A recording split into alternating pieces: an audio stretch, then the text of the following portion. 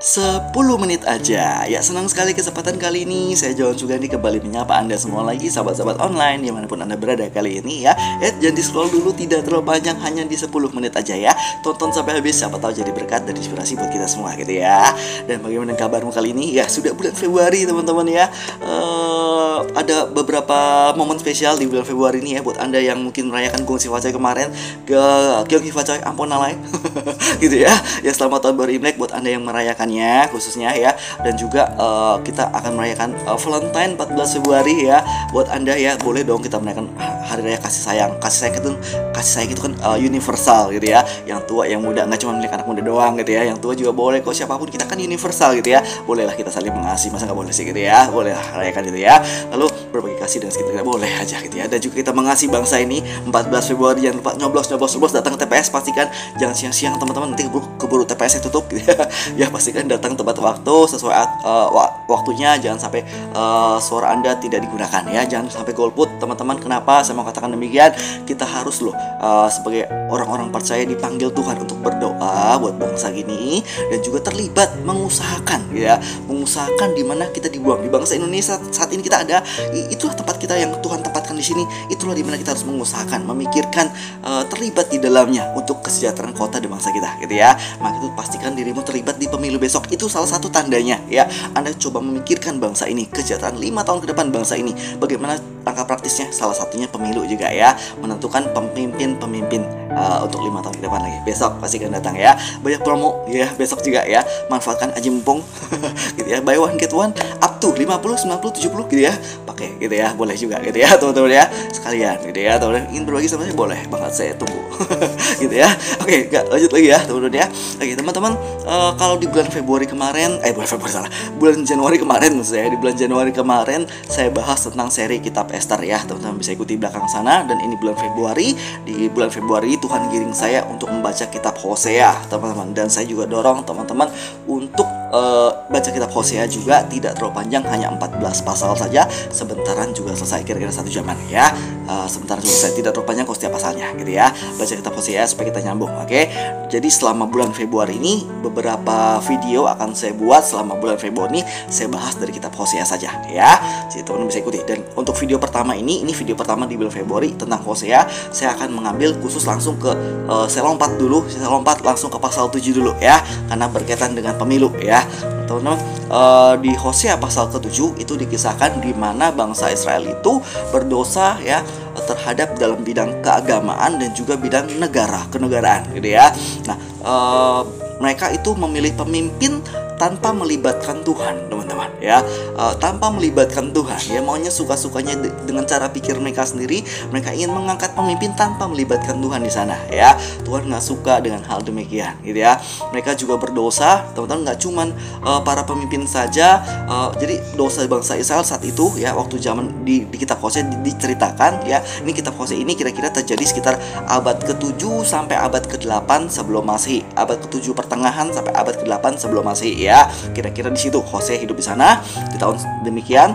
Hosea itu adalah seorang nabi Tuhan sebenarnya. Hosea itu disuruh Tuhan untuk menikahi seorang perempuan ya, seorang perempuan bernama Gomer. Gomer ini pelacur gitu ya. Gomer ini pelacur, dan Tuhan menyuruh Hosea ini, nabi Tuhan, disuruh menikahi seorang pelacur. Nih kisah cinta Hosea ini akan saya bahas ya di bulan ini ya. Nah teman-teman, disuruh menikahi seorang pelacur ya bernama Gomer ya. Ini kisah cinta Hosea. Hidup Hosea ini menjadi gambaran bangsa Israel sama Tuhan ya.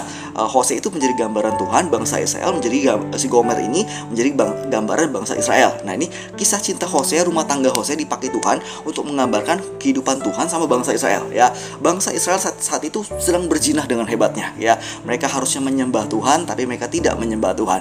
Mereka membelakangi Tuhan. Mereka melawan dan memberontak sama Tuhan. Banyak kejahatan mereka buat, penipuan, kedurhakaan ya, pesta pora, mabuk-mabukan, penumpahan darah, itu mereka lakukan, dan itu jahat di hadapan Tuhan. Kekejian mereka buat, kejahatan di hadapan Tuhan, dan Tuhan benci dengan hal demikian. Bahkan mereka juga melakukan perzinahan secara rohani. Bahkan dikatakan bahwa mereka bersundal dengan hebatnya ya. Maksudnya dalam artian begini teman, harusnya mereka menyembah Tuhan, tapi mereka malah menyembah Baal. Mereka membelakangi Tuhan. Waktu kondisi terjepit pun, waktu bangsa Israel sedang mengalami tekanan, banyak masalah di sana, mereka harusnya mencari Tuhan, tapi tidak mereka lakukan. Mereka malah mencari pertolongan ke yang lain. Mereka lari ke Mesir dan ke Asyur, dikatakan musuh mereka sendiri. Mereka minta pertolongan ke sana, bukan harusnya bertobat cari Tuhan, tapi tidak mereka lakukan. Mereka cari ke Mesir dan Asyur. Ini mendukakan hati Tuhan ya. Tuhan nggak suka dengan pemberontakan mereka, teman-teman ya. Teman-teman, di pasal ke-7 juga diceritakan, di pasal ke-8 juga ya, itu juga diceritakan mereka memilih pemimpin tanpa melibatkan Tuhan. Teman-teman, seorang pemimpin itu punya pengaruh yang besar sekali loh, gitu ya. Kalau Anda ikuti kisah hakim-hakim, kisah raja-raja, kalau rajanya benar, rakyatnya juga bisa benar ya, punya pengaruh yang baik terhadap rakyatnya. Ya, pemimpin ternyata punya pengaruh yang besar sekali. Kalau pemimpinnya, rajanya berdosa, maka mengakibatkan bangsa Israel juga berdosa pula, gitu ya. Jadi pemimpin punya pengaruh yang besar sekali. Besok kita akan memilih pemimpin, teman-teman ya. Ada sedikit ujangan sedikit teman-teman dari kisah waktu catatan di Keluaran ya. Ini waktu zaman Musa ya. Musa suatu kali ingin bikin manajemen sistem yang baik gitu ya, nggak mau sendirian aja memimpin. Dia harus memilih pemimpin, misalnya ya, pemimpin 100, pemimpin 50 gitu ya, diatur gitu ya. Ada manajemen yang baik gitu ya. Ada kriteria-kriteria yang Musa sebutkan untuk memilih pemimpin tersebut. Nah, ini bisa jadi acuan kita juga, petunjuk kita juga ya, untuk memilih pemimpin besok, teman-teman ya. Apa sih katanya ya? Di Keluaran 18 ayat 21 saya ringkaskan saja di sini, teman-teman. Yang pertama, kriteria memilih pemimpin yang Musa sarankan saat itu adalah orang-orang yang cakap. Katanya, pilihlah pemimpin orang-orang yang cakap. Orang-orang yang cakap ini berarti orang-orang yang bisa kerja loh, bisa loh menangani masalah bangsa ini, bisa loh menangani persoalan dan mencari solusi dan mengeksekusi kebijakan apa yang harus mereka buat sehingga mereka cakap dalam pekerjaan ini gitu ya. The right man, the right place. Cari pemimpin yang demikian besok ya, teman-teman. Orang-orang cakap yang bisa kerja ya. Yang kedua, teman, takut akan Allah ya. Kalau bangsa kita punya falsafah Pancasila, cari yang nilai Pancasilanya ada ya, teman-teman, besok ya. Para pemimpin yang punya menerapkan nilai Pancasila. Nah, salah satunya sila pertama ketuhanan yang Maha Esa ya. Takut akan Allah ya, cari yang demikian, teman-teman ya. Punya nilai-nilai ketuhanan yang Maha Esa dalam hidupnya. Oke. Lalu orang yang dapat dipercaya ya. Orang dapat dipercaya ini bisa Anda lihat dari rekam jejaknya ya. Rekam jejak kemarin Anda bisa lihat bagaimana mereka selama sebelum menjadi pemimpin saat ini, calon pemimpin gitu ya, saat ini ya. Anda bisa rekam jejaknya bagaimana ya. Anda bisa jadi bahan pertimbangan kita untuk memilih pemimpin ya besok ya. Lalu yang terakhir, benci kepada pengejaran suap ya. Bersih maksudnya gitu ya. Biar bersih, tidak main curang, tidak main sesuatu yang jahat di belakang gitu ya. Sekarang lebih banyak nih saran pelajar. Jangan ya, teman-teman ya, jangan ya. Ambil aja amplopnya, tapi pilih yang lain, jangan. Anda bohongin orang itu, udah bohongin Tuhan sebenarnya ya. Jangan, teman-teman ya. Karena Tuhan membenci yang namanya menerima suap, kata nggak boleh gitu ya.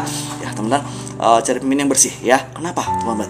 Nanti kalau pemimpinnya main curang sekarang, main sogok menjawab saat ini, suap menyuap saat ini, nanti kalau sudah jadi pemimpin, kalau kita punya KPK, teman, kata KPK ya, menurut analisa dari KPK, pemimpin yang modalnya kan gede gitu. Sebelum menjadi pemimpin kan modalnya gede, kampanye besar, amplopnya banyak harus dibagiin gitu ya.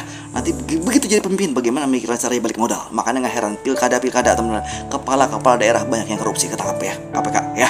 Jadi pastikan, teman, berpotensi orang-orang demikian akan memikirkan bagaimana caranya balik modal. Jadi jangan sampai itu terjadi ya. Jadi cari pemimpin yang benar-benar bersih, teman-teman ya. Dan jangan lupa bawa ke Tuhan tentunya ya. Besok ya pemilu udah kita berdoa buat Indonesia semuanya bisa terkendali dengan baik. Ada shalom Tuhan, ada damai sejahtera Tuhan turun dari Sabang sampai Merauke, semuanya aman, terkendali dengan baik. Situasi, stabilitas ekonomi, sosial, budaya politik semua terkendali dengan baik. Kita berdoa ya buat besok juga ya, teman-teman.